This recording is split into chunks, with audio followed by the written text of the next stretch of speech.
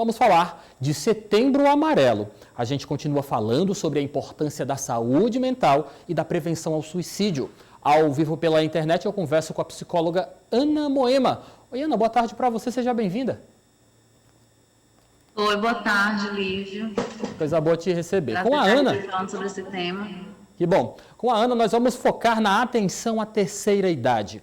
Ana, fala um pouquinho para a gente por que depressão e pensamentos suicidas são comuns na terceira idade, não é isso? Isso. No ano de 2017, nós tivemos um alerta em relação a esse público, né, em relação aos idosos, no que diz respeito à depressão e aos pensamentos suicidas. Nos dados divulgados pelo Ministério da Saúde de 2017, nós vimos que os idosos foi o público que mais cresceu em números de morte por suicídio no Brasil. Nossa. E aí, a partir desse momento, então, começou a se falar mais sobre essa atenção e sobre a necessidade de cuidar da saúde mental na terceira idade. E os idosos, eles vivem um processo que a gente chama de enrijecimento das questões emocionais. Então, o idoso ele é menos flexível às mudanças, ele é menos flexível às questões de adaptação.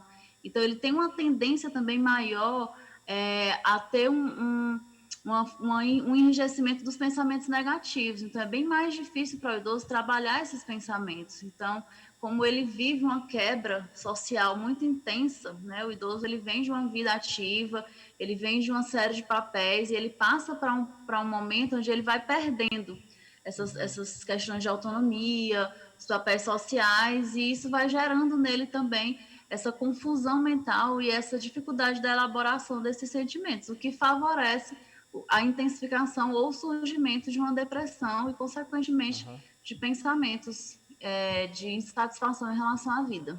Ana, nós estamos falando de um público bastante peculiar, como você já vem apresentando para a gente, algumas realidades são bastante inerentes e particulares para a terceira idade. Por isso, minha próxima pergunta para você é que tipo de assistência se deve dar aos idosos, visto que são um público mais diferenciado, um público que requer mais atenção? Pronto.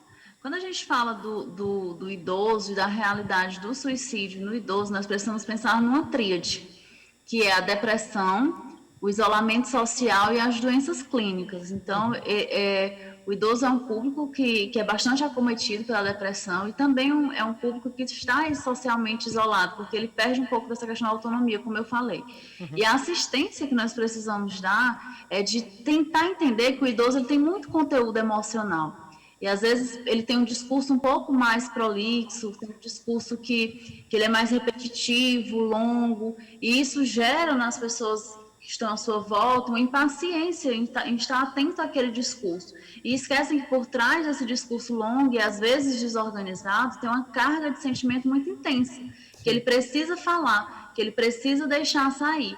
E lembrando também que esse idoso que hoje perde um pouquinho dos seus papéis, ele antes era o gestor, ele era quem coordenava e quem gerenciava toda a família. Então, ele passa a ser gerenciado, ele passa a ser coordenado pelos filhos, pelos netos, e isso gera nele uma angústia também, um sofrimento. Então, nós precisamos dar de assistência para esse idoso o maior tempo, a maior atenção, uma escuta realmente qualificada, se importando com o que ele tem de fato a falar e com o que de fato ele está sentindo. Ana, pegando o gancho dessa sua fala, a gente percebe que geralmente os idosos só querem conversar. Dar atenção a eles pode fazer a diferença, né? Total diferença. Quando nós paramos para ouvi-lo, a gente acolhe o que ele está sentindo, o que ele está falando. O idoso, ele tem uma característica bem comum com a infância, que é essa questão da fragilidade emocional.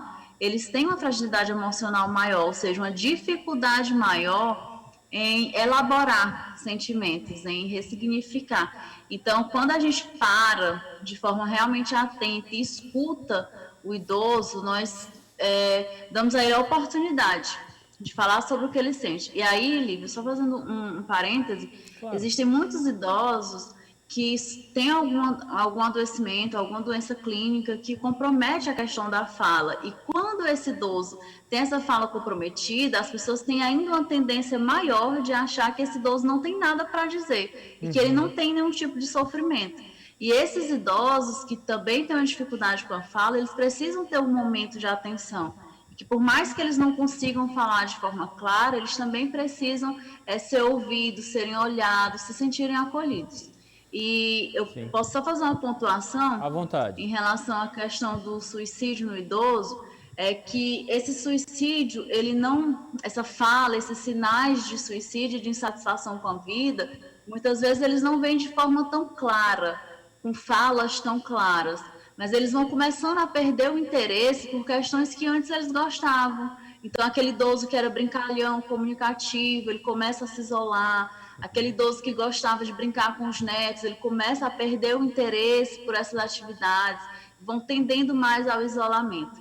E uma questão que a gente chama bastante a atenção de todos os familiares e cuidadores é em relação ao suicídio passivo, que é aquele suicídio onde ele não vai fazer uma tentativa clara, mas ele vai começando a criar uma resistência em relação ao seu tratamento, ele vai criando uma resistência em relação à alimentação, ele não aceita mais tomar as medicações, para que com isso ele acelere esse processo de morte, em decorrência de uma insatisfação com o processo e com o momento de vida que ele estava passando. É uma situação bastante delicada. Ana, muito obrigado pela sua participação, mas só para encerrar nossa entrevista de hoje, só queremos reforçar mais uma vez, saúde mental é importante. Como nós podemos promovê-la? Pronto.